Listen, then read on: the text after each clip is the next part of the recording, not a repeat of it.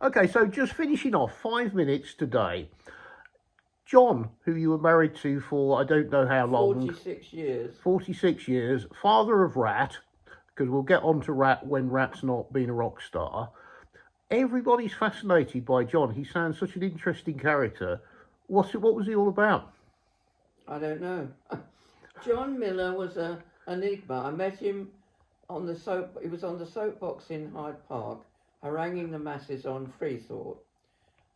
He had huge crowds of people, 100, 200, and he would went up every Sunday afternoon with the National Secular Society, and talk to them about religion and what a load of rubbish it was. This is when, in the Well, I don't 70s? know. Oh, I don't know. I don't know. I was about 27 when I met John. You work it back, but anyway, and I saw him and I thought I fancy this. So I waited and chatted him up. We went out for a drink, and that was that really. But he was interesting because he was very, very well read, very widely read, very left wing, and an atheist. Um, but he was quiet, but he knew everybody and everything as time went on.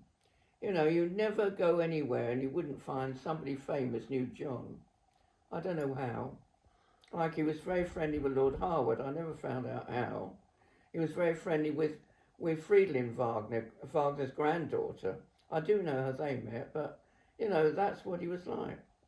Of course, I mean, not everybody would know the Wagner aspect of your and John's interest and the going out to Germany. Well, that's right, but Was that going on with John before you met him? Or? yes, Oh, really? he was a musician. He was a really good young musician when he was about, but then he blew himself up, and so he couldn't. Can you elaborate a bit? Because not everybody knew John blew himself up. That's a great story. Well, he and his brother used to break into Richmond Park during the war, which was a military base. They used to pinch dynamite and detonators and go and blow things up, not big things, little things, but I mean he was. And then the officer in charge in Richmond Park realised he was losing dynamite and detonators, so he set really short detonators, put them in, and the boys broke in, picked them up, took them out to blow something up, and of course it blew John up. So nobody thought he'd live, and he lost a sort of half an arm, and he was totally shattered. But so he had to give up music because he couldn't play trumpet anymore, and that changed him really because he was working. He was a working class boy doing practical things at the technical college, and when he blew himself up, he went to grammar school. So he had quite a good, interesting background, academic background, but he was just a maverick character, really. And also the going over to Eastern Europe when he found out he was Lithuanian. Lithuanian, was it? Well, okay. When he found out he was Lithuanian, which was, I found somehow. Now, what happened to is he found in his father's papers the fact that his father had changed his name from Yusupavicius to Millar, because they were called Millar when his family came over when the Tsar. Oh, I'm not doing this very well. No, it's fine. It's perfect. When the Tsar invaded Lithuania, the Baltic states, lots of people fled. Some of them were economic refugees, but a lot of them were political refugees, and they were paid to go in a ship they thought was going to America, and it finished up in Scotland. And it was at the time when the Scottish miners were trying to set up a trade union, and so they'd gone on strike. So the mine owners saw the Lithuanians and Poles as a wonderful way of getting cheap labour and breaking up the strike. So they put them down the mines to work, and of course that destroyed the Scottish miners. So you can imagine how popular they were in Scotland, can't you?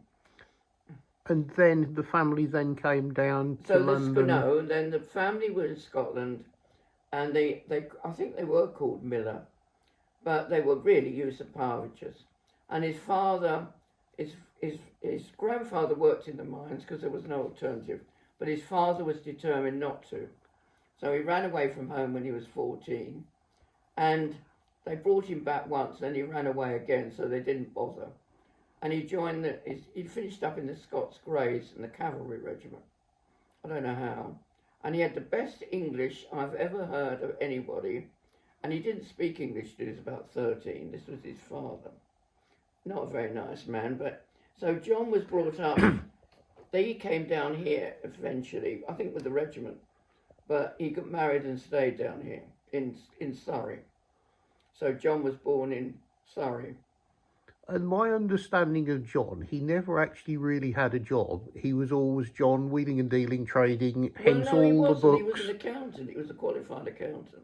Okay, I didn't know that. Yeah, he was a qualified accountant, but he didn't wheel and deal. He just sort of sat around and did things, you know. He wasn't like you. He wasn't at all wheeler and dealer.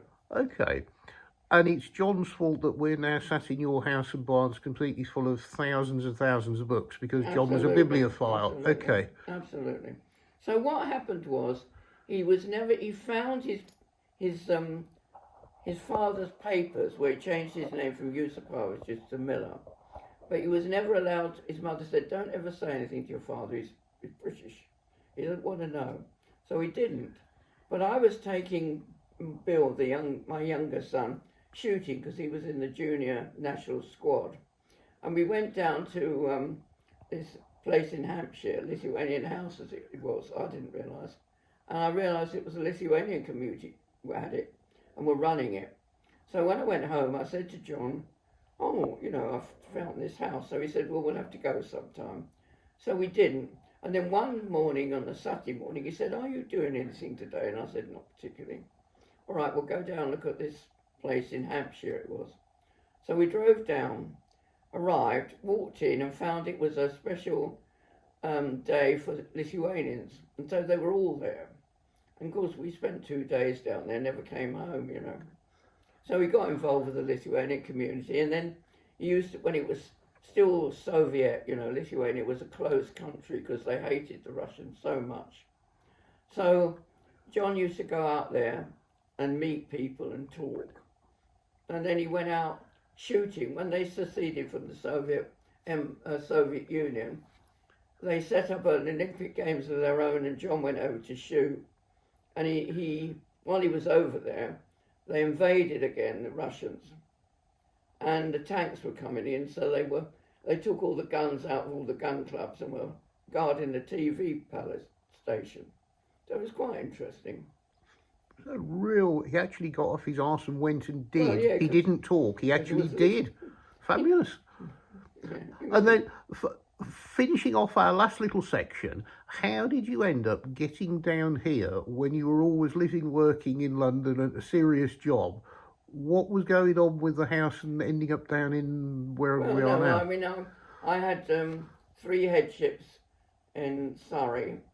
Well, I started in London, but then we went to Surrey, and then when I retired, we decided to move down here. Only really because it was near the ferry and the Channel Tunnel, we could get to Europe. Because that was right at the time when the whole Sauniere thing was really at its...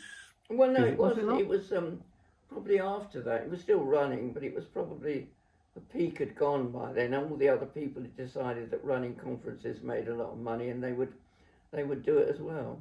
Okay, brilliant. Well, I think that explains for people who didn't know a really good intro in it, and we'll leave you in peace, and we'll get you again probably when you're down in France later in the year. We'll see. When you sat with a bottle of wine, and then when you've had a bottle of wine, you can tell us some of the funny stories, which will be far more interesting. So, based on that, say goodbye to everybody. Goodbye to everybody. Nice one.